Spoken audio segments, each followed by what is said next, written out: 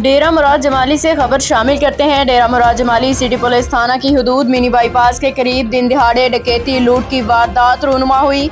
नसीराबाद के मारूफ ताजर अल्लाहबख्श जतक से गन पॉइंट पर नामालूम मसाला अफराद ने 3,50,000 रुपए नकदी रकम, 3 मोबाइल सेट और टीटी पिस्टल छीन कर फरार हो गए। वारदात के वाक़या सुनते ही मुस्लिम लीग नून के मरकजी रहनुमा साबिक सूबाई मीर अब्दुल गफूर लहड़ी मौका पर पहुंचकर और मुतासरा ताजर अल्लाहबख्श जतक से मुकम्मल इजहार हमदर्दी करते हुए DIG नसीराबाद रेंज और SSP नसीराबाद से मुतालबा किया कि मुल्जिमान को गिरफ्तार करके मसरूका रकम और दीगर सामान को बरामद किया जाए और अवाम की जान माल को तहफ़्फ़ुज़ फराहम करने के लिए अमली तौर पर इक़दाम को यकीनी बनाया जाए।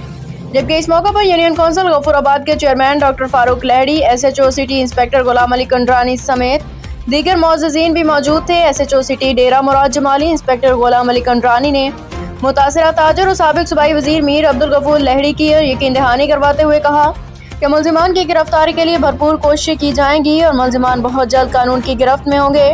उन्होंने कहा कि तमाम दाखिला और खारजा रास्तों की नाकाबंदी के मुल्क के मुल्जिमान की तलाश शुरू कर दी गई है।